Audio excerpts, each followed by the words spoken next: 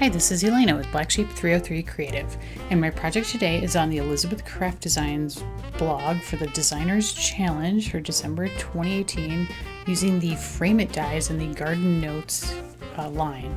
And I'm combining it with the Garden Notes 3D flowers. This is the Primrose 1. So I've die cut the petals from some 85-pound white soft finish cardstock, the leaves from some dark green cardstock, and the calyx from some Applemint Gina K Designs cardstock. I did not die cut the branch. Don't need it. Then I've got some Distress Oxide ink in Mowed Lawn, and then these 4 tools that come in the Susan's Toolkit, which are designed for shaping the flowers in the Garden Notes line, so pretty awesome. Comes in that little case. And then I'm going to use the really sharp, pointy Elizabeth Craft Designs scissors, a yellow Spectrum Noir marker, some Kids' Choice glue, which is great for putting these flowers together, leaf pad, which is kind of firm, and then the molding pad, which is fairly soft, like a mouse pad, sort of. Now, to make a primrose, you need these 2 petal pieces, and white primroses have yellow centers, so I'm going to add some yellow detailing with my CT1 Spectrum Noir marker here. So I'm just coloring sort of the middles of the die cut pieces, and now I'm going to shape the petals to form the flowers. So I'm using the smaller end of what I call the loopy tool. So you can see I'm pressing from the outer edge down to the center point of each petal, basically 3 times on each one, so sort of in a third of the petal shape I'm pressing down each time. And you can see the petals kind of start to cup upwards, and they create this triangular shape on that 3 petal one where 1 petal's up and 2 petals are kind of down. And now I've got the tweezers, and I'm going to hold each petal vertically, pinch it together, and then I'm rolling back the outer edges of the petal with the tweezers. So again, folding it closed or pinching it, and then rolling back the outer edge of each petal. And I'm sorry I'm getting off camera a little bit here, but hopefully you get an idea of what I'm doing. And you'll do this with each of the petals for all 5 petals, for the 3 petal piece and the 2 petal piece. And you can see I'm having a little difficulty holding on to the flower. But it's pretty forgiving, and you don't have to worry too much about, messing this up too much, because it's organic, it's supposed to look natural. It's not going to be perfect. And then press down the center and kind of circle around a little bit with the small ball stylus to get that 3 petal shape. And then on the 2 petal die cut, I'm doing the exact same thing. So using the loopy tool and like pressing from the outside to the inside to get that kind of scooped shape. Holding it with the tweezers and then bending back the outer petals with the tweezers. So pinching up the center vertically and then folding the petals outward with the tweezers. And then taking the small ball stylus and rolling it kind of in the center again. And you'll see that this creates like a shape where the 2 petals kind of come together facing upwards. And Susan Tierney Coburn, who is the designer for these, she calls that like a Minnie Mouse shape, ears shape, and it really is. Now the calyx piece, I am cutting the little fringe pieces right down the center with those sharp pointy scissors to get a little bit more dimension to the calyx. And I'm going to use the Kids' Choice glue. This is amazing glue. It's definitely what I would recommend to make these 3D flowers. I'm running the long end of the calyx through the glue, holding it with my tweezers, and then rolling it up. And then I'm going to pinch it for a moment till it's a glue set, and then pull the tweezers out, and then pull apart the calyx just a little bit to get those fringy pieces kind of separated a tiny bit. Now I'm dipping the back of the 3 petal flower into the glue, and then I'm going to set it on top of the 2 petal piece so that the 1 petal sticks up in between the mini ears and the 2 petals face down, as you can sort of see there. And it's, again, pretty forgiving, and you can kind of shape it as you go. And then the non-fringed edge of the calyx gets dipped in the glue and stuck in the center of the flower for the completed flowers. Now to make a bud, I used the 2 petal die cut, and I'm shaping it again with the loopy tool. Then I'm going to fold it just a little bit with the tweezers. not too much, just a tiny, tiny bit. And then I'm going to fold them together and have the two petals overlap each other like so. So add a little bit of glue to the underside of the petal that's overlapping, and then I'm going to grab a mini clothespin and hold that together while it dries so it'll create that bud shape and stay closed. So pretty cute. I always like having like sort of smaller versions of the flowers or buds of the flowers to add to the arrangements. Now for the leaf, I've got the leaf pad. I'm flipping it over so backside up. I'm using the pointy tool to emboss a line down the back, and now flipping it over to the right side and then bending it back along that line. And then I'll just run the edge of that line across the Distress Oxide pad to get a highlight down the center vein of the leaf. And now I'm using the same pointy tool and I'm embossing lines sort of diagonally up each side of the leaf to create vein lines, and they're pretty close together. They're like about 1/32 of an inch apart, so a lot of little detailed vein lines up the sides of these.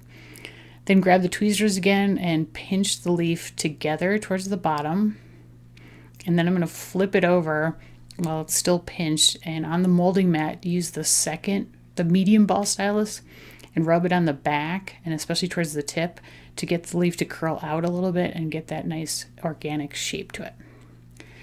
And I also have the Evergreen Wreath die that I've die cut out of some Christmas Pine Gina K Designs cardstock, and then one berry branch die cut out of some 85-pound white soft finish cardstock.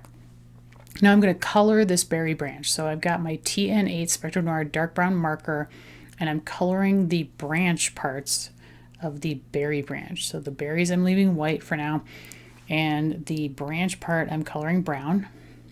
And then I'm going to fill all the berries in with my Tonic Nuvo glitter drops in Ruby Slipper to get some very sort of Christmassy, festive looking glittery red berries. Now this is sort of translucent, so you will see the white of the paper behind the berries and sort of in a kind of a halo effect around them. I didn't mind that. I kind of thought it looked sort of frosty, like gave it kind of a wintry effect. But if that will bug you, I would suggest cutting the berry branch out of some red cardstock first and just color the branch part with a dark enough brown to cover up the red of your paper, and then put the glitter drops on it, and so you won't see that white halo effect. Now you can see I'm cutting apart my evergreen wreath into separate evergreen boughs, and this is pretty easy to do because the die actually embosses lines onto the wreath, and so you can see where the boughs are separate from each other. So easy to cut them apart. I cut them into 5 pieces. So that was probably more than I needed because I will trim these down quite a bit. And now I'm taking my JG6 Spectrum Noir dark green marker and I'm just flicking over the branches, I guess, to add a little bit of shading and dimension and some extra dark green sort of needle details on there. And then that little white spot on my berry branch I'm filling in with the 3rd drop too, so it's a separate droplet. Now for my frame it portion, I've got my second smallest square in the frame it stitch squares die. Now I drew a line across the cardstock that's about 1.25 inches down. This is a 4 1/4 by 5 inch piece. Marked the center, and then I eyeballed the square in the center first and die cut that out. And then I eyeballed to each side that square die cut and cut it out. And that's how I got the kind of fairly evenly spaced squares across the front of the cardstock. And now I've got a piece of the red snowflake paper from the Modus Scrap 6x6. It's Christmas time paper pack, and I'm cut that to 5.5 by 1/8 of an inch. And I'm adding 3mm clear double-sided adhesive tape to the back, and I'm going to run this as a border above and below the stitched square lines like so on this gold piece. This is basically going to be the card front. And I had a little bit extra, so I'm trimming off the extra. And so that's going to frame out the focus of the card with those little nice stitched lines. And then I'm going to heat emboss my greeting, which is Merry and Christmas, from the Christmas Collection clear stamp set, 2 separate words, and I'm going to heat emboss them in white detail embossing powder. So I'm going to stamp them first in some Versamark clear sticky ink. But first I'm going to use my anti-static pouch over the cardstock to just get rid of any static so the embossing powder won't stick in any weird places. Ink up the words, stamp them down, and check it to make sure I got them. Sorry about my head there. And now I'm going to pour the embossing powder over the words, and you'll see how nicely it sticks to just the words and not really anywhere else. And I kind of made a mess, but it worked out well. And now I'm just heat setting those words with my heat tool. I did not get a perfect image, so I like to wait for it to cool down a little bit, and then I'll take my white glaze pen and fill in anywhere that may need it when I'm doing white embossing powder. It's a great little trick, and you can't even tell. So perfect. Now I've got an A2 size top folding card base out of Gina K Designs Edible Eggplant cardstock, and I'm going to adhere the gold panel across the front of that. So I've got 6mm and 3mm double-sided adhesive tape on the back of the card, or the gold cardstock, and especially around the squares, I wanted to make sure I would get a really good adhesion around the squares onto the card front, like so. And I'm just going to trim off that little extra piece of purple there on the side because I don't need that. And now I'm going to make my little flower pictures, if you will, in my frames. So you can see I have cut apart the berry branch into several small pieces. I've trimmed down those evergreen boughs into much smaller pieces that were more in scale with my primroses. I'm going to dip the primrose into the Kids' Choice glue and place it into kind of the lower right of the first square. And then I'm just dipping the bottom edge of each like branch in the glue and then sticking it under the flower to create my little arrangement, and same with the leaf.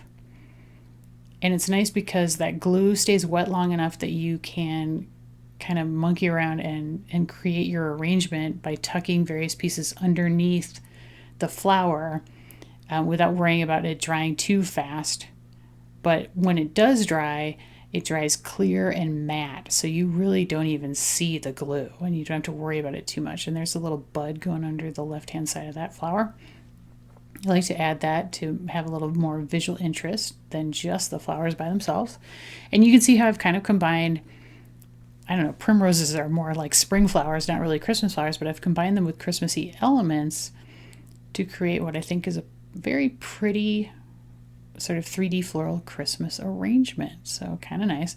And these dies are very forgiving, and I really like that you can sort of trim them down and cut them apart, especially the foliage pieces, to work as you need them to. And you'll see, like, I'm just kind of trimming stuff off as I go.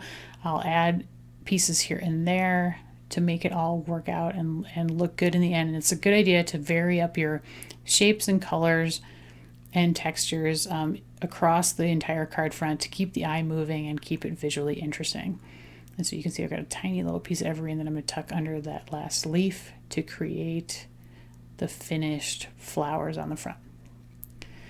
And then I decided I needed a border. So this is a piece of 85-pound white soft finish cardstock that I'm pressing down onto some clear double-sided adhesive sheet to get adhesive on the front. This piece is probably about, I don't know, 6 by 1.5 inches.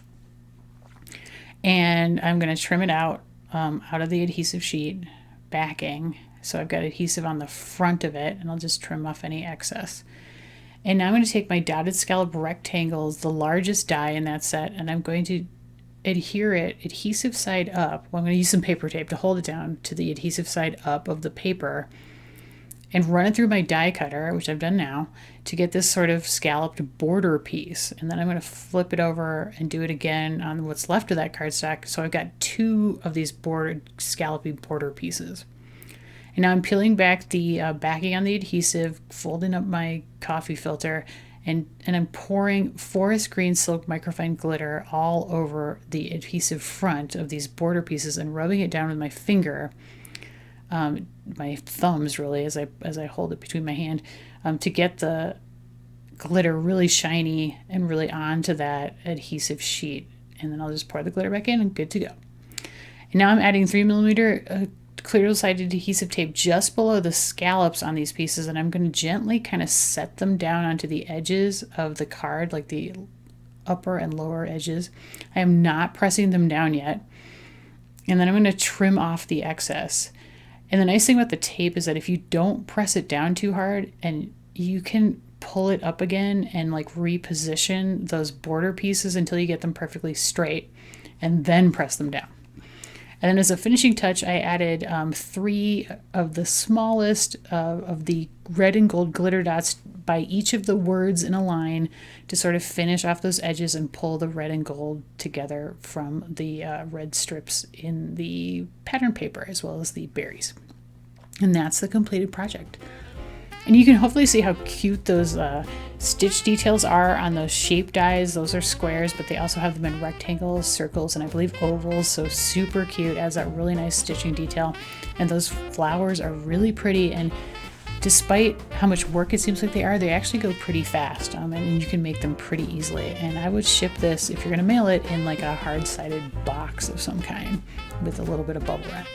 So hopefully I've inspired you today to try out those frame it dies as well as the Garden Notes 3D flower dies. They're really fun. Thanks so much for watching. If you liked the video, please give me a thumbs up and leave me a comment, like it in comments. And if you have not subscribed to my channel yet, I would love it if you do that as well. Supplies are linked in the video description and over on my blog.